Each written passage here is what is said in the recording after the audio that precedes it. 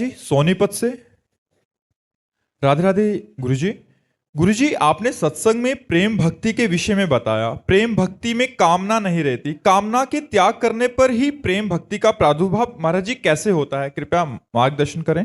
देखो, जब तक हमें अपने शरीर और शरीर संबंधियों से मोह होता है तभी तक कामना होती है। यदि हमारा शरीर भगवान को अर्पित हो जाए और सारे संबंध भगवान को अर्पित हो जाए, सारे संबंध, नाथ सकल संपदा तुम्हारी, मैं सेवक समेत सुत नारी, परिवार का संबंध भगवान के चरणों में, शरीर का संबंध भगवान के चरणों में, तो हमको भगवान की तरफ से ये ज्ञान प्राप्त होता है कि हमारे भगवान सर्वज्ञ हैं। सर्वज्ञ अर्थात सब कुछ जानते हैं, सर्वशक्तिमान, वो सब कुछ कर सकते हैं, सर्वत्र वो सब जगह विराजमान है। तो जो सब कुछ जानते हैं, सब कुछ कर सकते हैं, सब जगह विराजमान है, वो मेरे प्रभु हैं। तो मुझे फिर क्या मांगना? क्योंकि कोई अल्पज्ञ तो है नहीं कि उनसे को बताना पड़ेगा कि हमें क्या आवश्यकता है। तो जो वो विधान कर रहे हैं वो मेरे लिए परम मंगलमय है।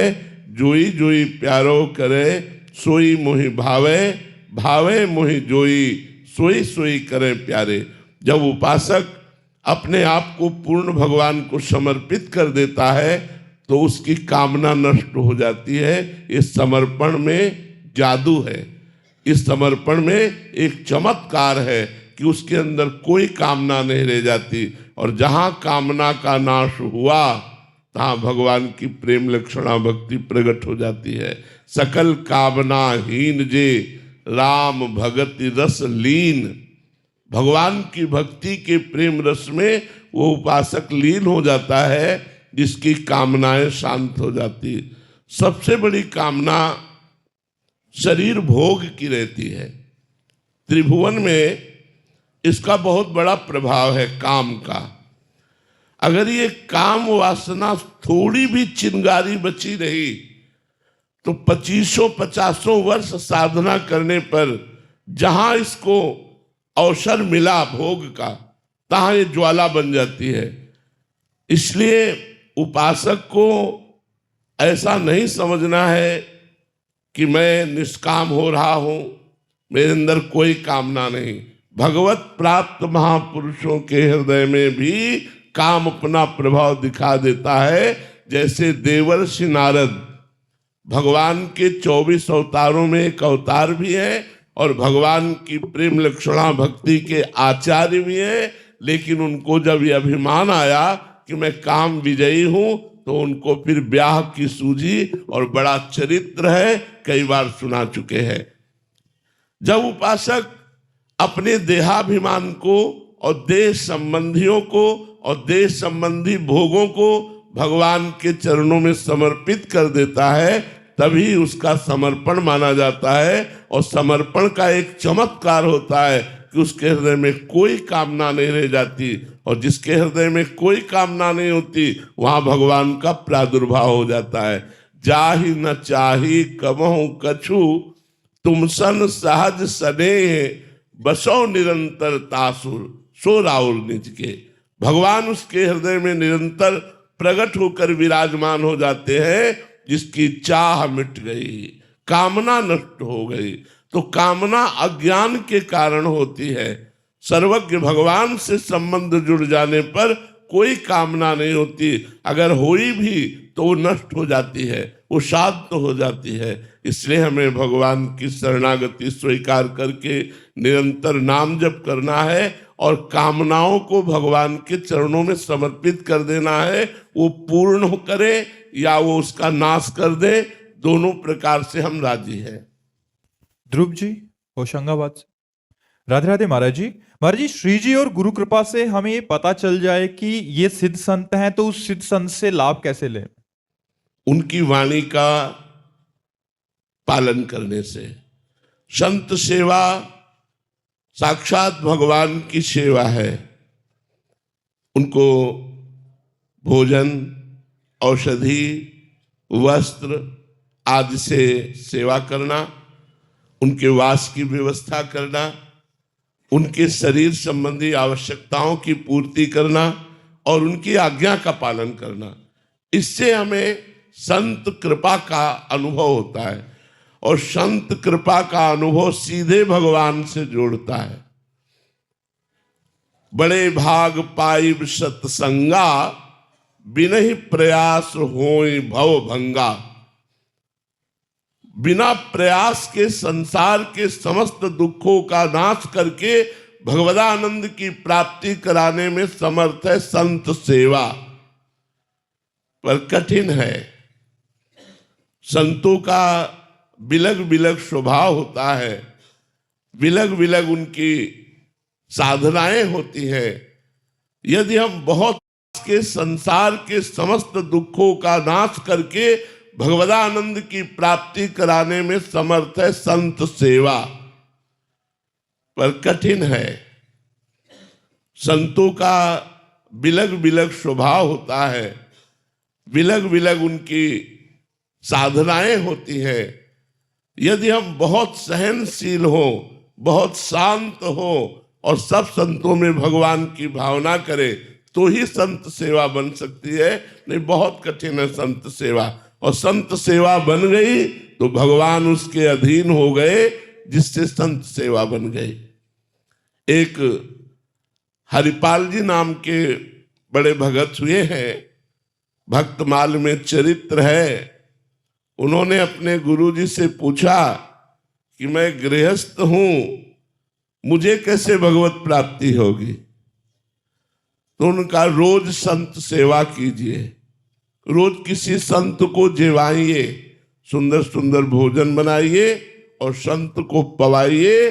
कभी संत दरवाजे से भूखा ना जाए तो एक दिन भगवान साक्षात तुम्हें प्राप्त हो जाएंगे।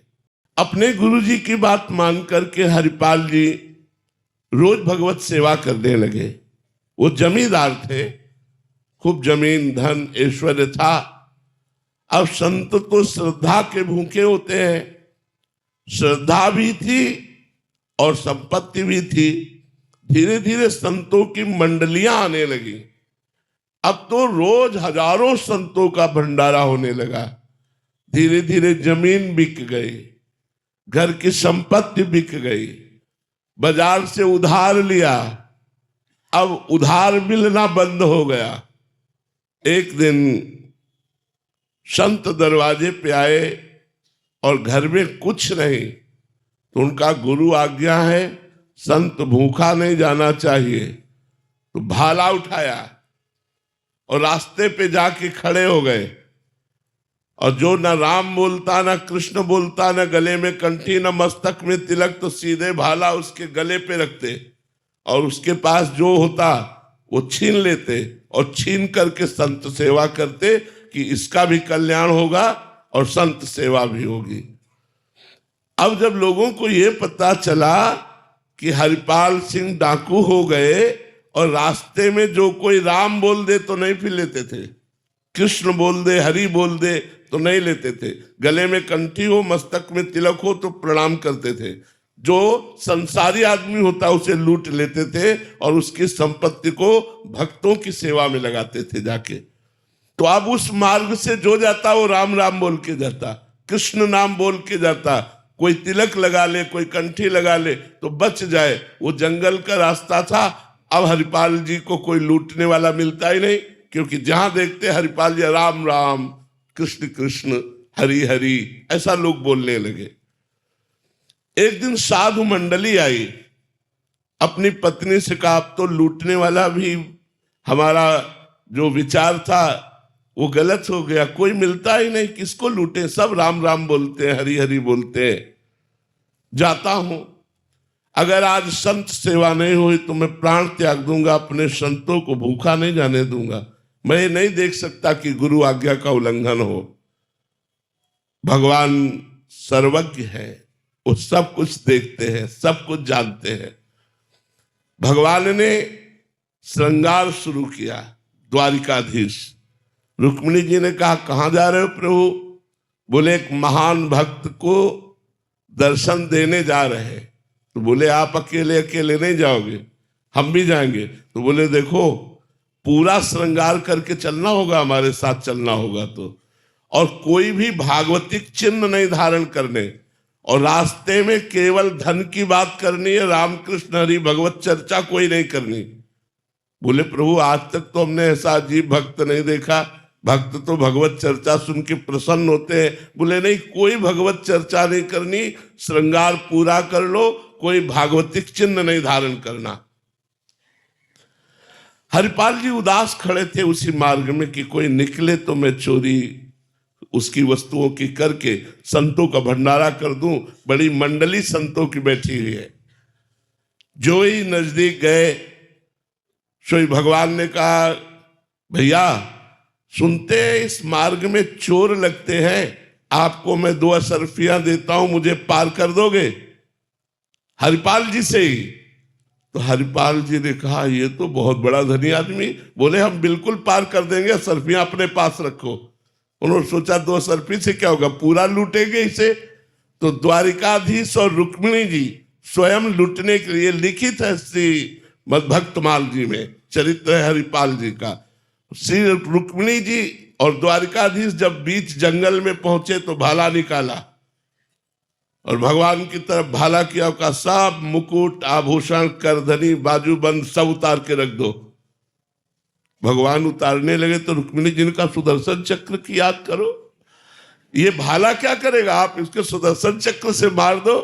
भगवान ने कहा हम मारने नहीं आए, हम जिस भक्त के दर्शन कराने लाए थे वो यही है, इशारे से बताया और कहा सब आभूषण उतार दो।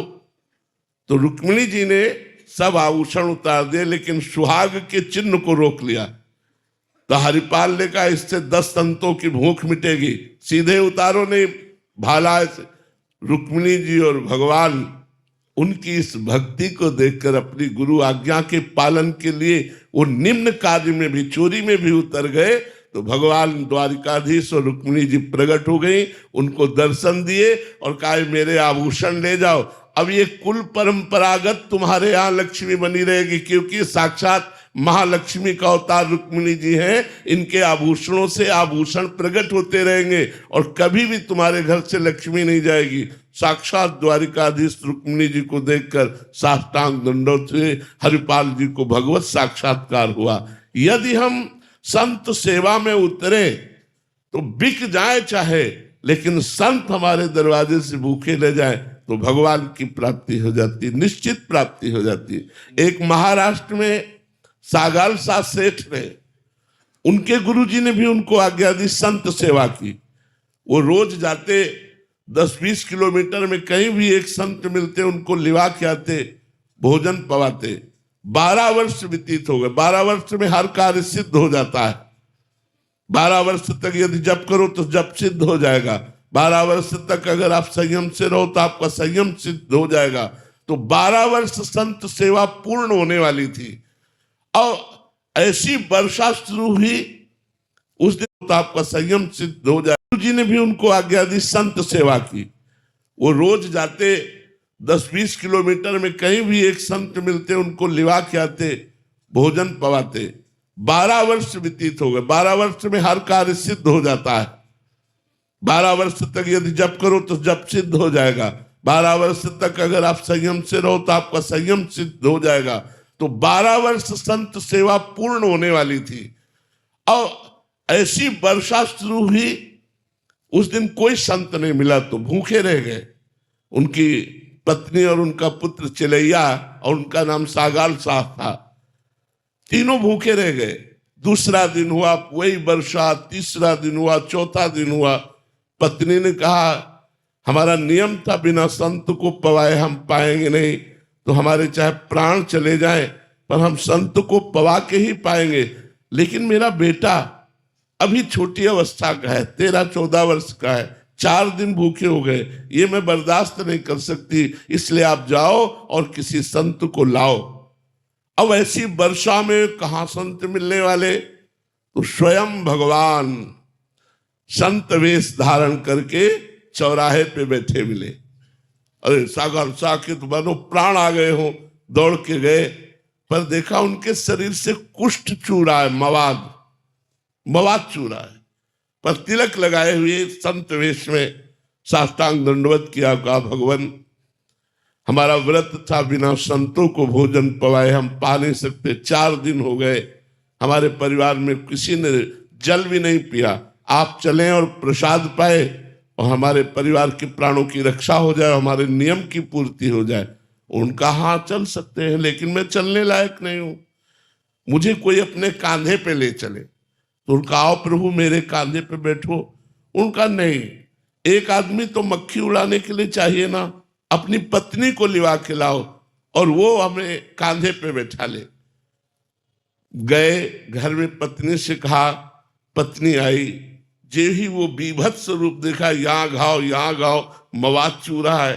पर उसके मन में आया नहीं, संत के प्रति दोष दर्शन नहीं करना, मुझे संत सेवा करनी, इसलिए बैठा ला।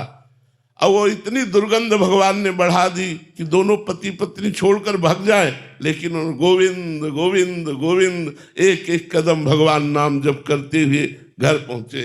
उनको स्नान कराया, चंदन लगाया। तो उन्होंने फिर खीर पुआ ये अच्छे अच्छे पदार्थ सामने रखे। भगवान जो संतवेश में कुष्ठी रूप में थे, उन्होंने कहा हम खीर पकवान नहीं पाते। तो उनका प्रभु हम तो वैष्णव हैं, हमारे यहाँ तो प्याज लहसुन भी नहीं बनता, आप संत वेश में आए, आप भूखे वापस लौट जाएंगे, आप रुकिए, मैं कसाई वाले से मांस लेकर के आता हूं। उन्होंने कहा नहीं, कसाई वाले का मांस नहीं चाहिए। ये हम बहुत बड़े संत से प्रवचन में उनके सुना था, हमें कसाई वाले का मांस नहीं चाहिए। यदि आप पवाना चाहते हो तो अपने पुत्र का मांस पवा दो। आजकल सब बोलते हैं SIP प्रवचन में उनके सुना था, हमें कसाई वाले का मांस नहीं चाहिए। यदि आप पवाना चाहते हो तो अपने पुत्र का मांस पवा दो। तो पत्नी की तरफ देखा और कहा ये क्या संत है। लेकिन संत पे दोष दर्शन करके या उनको भूखा वापस करके, तो उनका प्रभु यदि आपकी आज्ञा हो तो मैं अपने पुत्र की हत्या करूं और आपके लिए मांस बनाऊं। बोले मुझे इससे मतलब नहीं, मुझे पाना है, लेकिन यही घर में पाना है, बाहर से कुछ लाना नहीं।